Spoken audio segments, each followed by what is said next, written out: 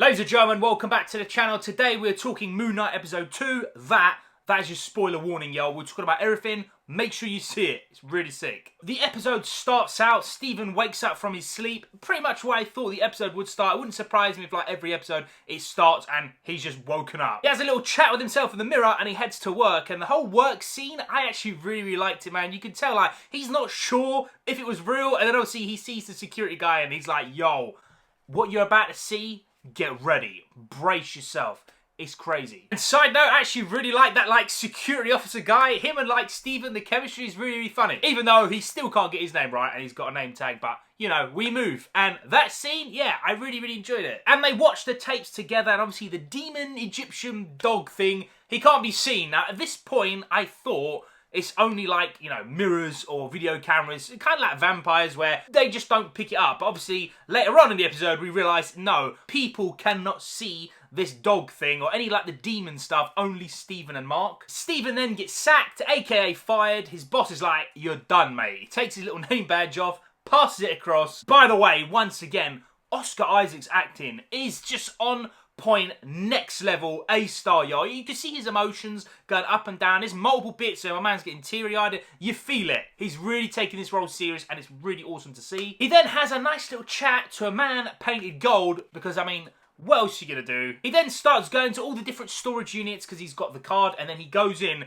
he sees the bag, the worst bed I have ever seen. Inside the bag, you got a pistol, loads of cash, which I'd be very, very happy with, and a passport that says Mark Spector, and then of course he starts speaking to Mark in the mirror. And again, I don't want to keep saying on and on and on, but Oscar Isaac's acting, yeah, it's that good. We then realise what the scarab actually is, and it is a compass. At this point, we do not know where it's pointing. Obviously, later on in the episode, we realise where it's going, and it is not good if the villains get it. Stephen has a nice little meltdown, runs outside, the lights start going, and the big man shows up. And once again, the show's dipping its toes in horror. Like, it is pretty good, man. It is well done. We then get introduced to Layla, and basically, yeah, Layla and Mark, they were married, or they were kind of married, still are married, kind of going through divorce. Whatever, yo, you get it. And she's fully not believing that Stephen is an actual person. She just obviously thinks Mark's in control, playing this little acting thing. Obviously, we know he's not. But the dynamic's really good, man. Layla seems like a really good character for the show, and I like how Stephen and her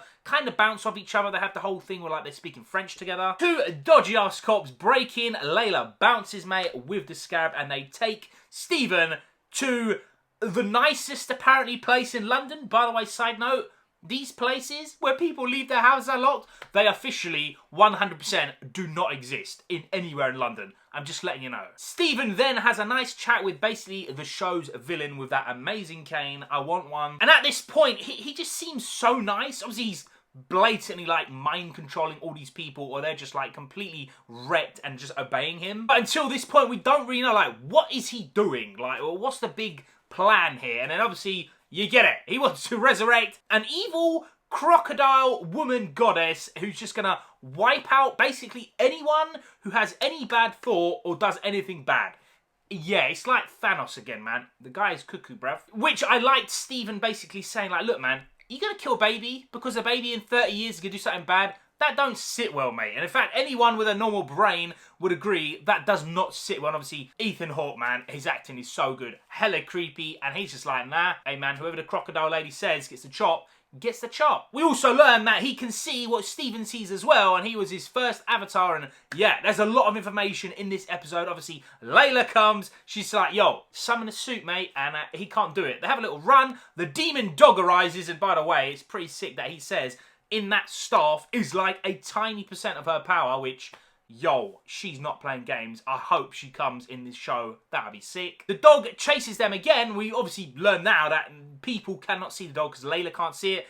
And then, yeah, hashtag summon the suit. Stephen be looking slick, yo. That suit is, yeah, it's proper slick. I liked how he slowly gets to terms with his powers and we see through different angles. Like, he is really, really strong, man. He grabs the bump of the car, just bends it, mate, just by grabbing it. And he sparks out the demon dog. Love to see it. And then he gets his ass kicked once again. Mark takes control and then the proper Moon Knight comes. Does a nice little run through London and absolutely murks off that dog. And then we get the confrontation. We learn that basically next on the list is Layla for the Moon Knight powers, and obviously Mark ain't having it. And yeah, he's like, yo, get shit done or you're going, bruv. And again, Oscar Isaac's performance is so good. You can clearly see Stephen and Mark, they are not the same person, even though it's both Oscar Isaac. When he's talking to himself, starts kicking the mirror, getting raging, mate. Love to see it. Acting was on point. This episode was really sick, man. It ended amazing, mate. We are now out of London, and my guy woke up in the middle of Egypt, right in front of the pyramids. Really good episode, nice little action bits. We get some more